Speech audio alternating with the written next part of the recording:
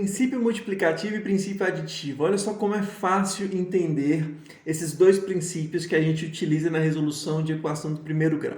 O que é o princípio aditivo? Ele diz que se eu somar ou subtrair o mesmo valor em ambos os membros da igualdade, a igualdade não se altera.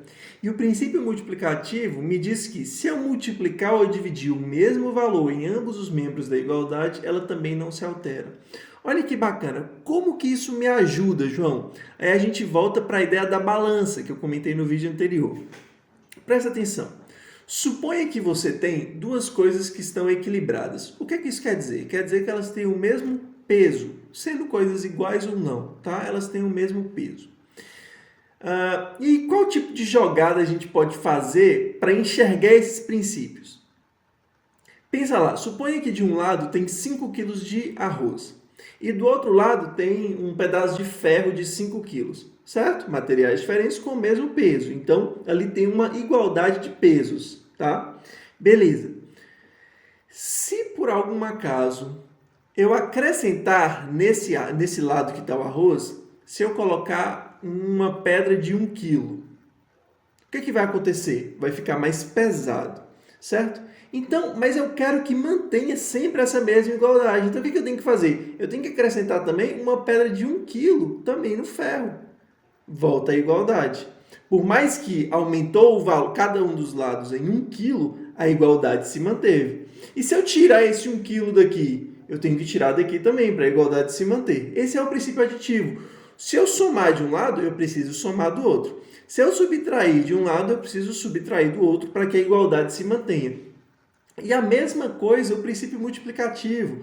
Se estão equilibrados e eu multiplico esse cara por 2, se eu coloco mais 5 kg de arroz aqui, se eu dobro, eu preciso dobrar a quantidade de ferro aqui, para que continue equilibrado. Se eu tiro aqui, divido por 2, eu preciso tirar também aqui para que fique equilibrado. Beleza? Esses são princípios multiplicativos e aditivos e o que faz sentido na nossa ideia de balança. Agora, olha que legal. Você pode me perguntar o seguinte: João, por que princípio aditivo, sendo que eu posso também subtrair? Por que não existe princípio aditivo, princípio subtrativo? Por que princípio multiplicativo se eu posso também dividir? É porque o nome ia ficar feio? Não. Olha que interessante.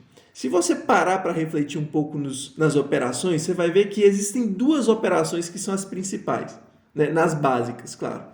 A soma e a multiplicação. Mas, João, mas espera aí, mas e a subtração? A subtração, ela é uma adição. Porém, ela é uma adição com o oposto do número. Como assim? Pensa comigo. Deixa eu pegar uma cor diferente aqui, ó. Vamos lá. Se eu faço 2 menos 3, certo? Você fala assim, beleza, João, é uma subtração, o 2 e o 3. Mas, na verdade, eu posso representar isso aqui como uma soma com o oposto desse valor aqui, que é menos 3.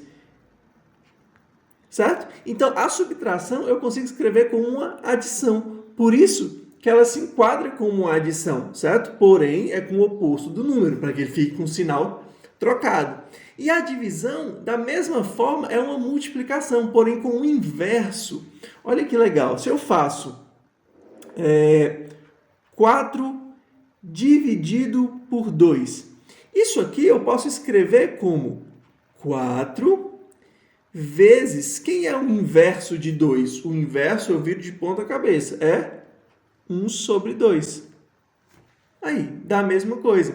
Então, por isso que a divisão se enquadra no princípio multiplicativo, porque, na verdade, ela é uma multiplicação, porém com o número inverso. E a subtração se enquadra no princípio aditivo, porque ela é uma adição, porém com o oposto do número.